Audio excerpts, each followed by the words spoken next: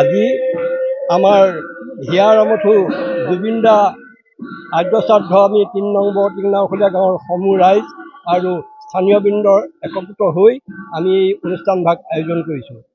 তেখেতৰ আত্মাই চিৰশান্তি লাভ কৰক আৰু তেওঁ অসমবাসীয়ে নহয় সমূহ ভাৰতবাসীৰ বাবে যি অমূল্য সম্পদ, তেখেতক আমি সদায় চিৰস্মৰণীয়ভাৱে অন্তৰত ৰাখিম বুলি আমি আশা কৰিছোঁ।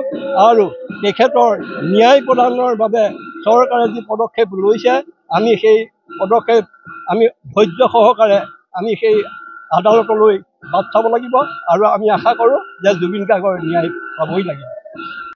তেখেতৰ আদ্যশ্ৰাদ্ধ ইমান সোনকালে পাতিম বুলি ভবা নাছিলোঁ, যিহেতু আকস্মিক বিয়োগ হ'ল।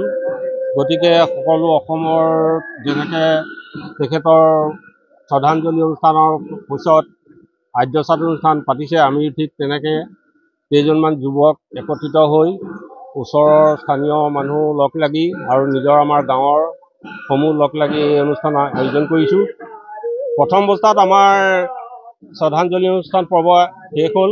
তাৰপিছত এতিয়া নামত বহিছে, তাৰপিছত আমাৰ গায়নৰ ব্যৱস্থা হ'ব আৰু মহিলাসকলে দিহানামৰ ব্যৱস্থা কৰি প্ৰসাদ বিতৰণৰ পিছতে আমি সামৰণি। আমাৰ এই ৩ নং টিংনাওখলীয়া আৰু সমূহ স্থানীয় ৰাইজৰ সহযোগত আমি এই ৩ নং নাওখলীয়া সমূহ ৰাইজ একত্ৰিত হৈ পেলাই পাতিছোঁ। আমাৰ এতিয়া প্ৰথমতে আপোনাৰ পুষ্পাঞ্জলি হ'ল, তাৰপিছত এতিয়া নাম চলি আছে, তাৰপিছত দিহানাম হ'ব, তাৰপিছত আমাৰ গাঁৱৰ যুৱকবৃন্দৰ দ্বাৰা গায়ন পৰিৱেশন হ'ব।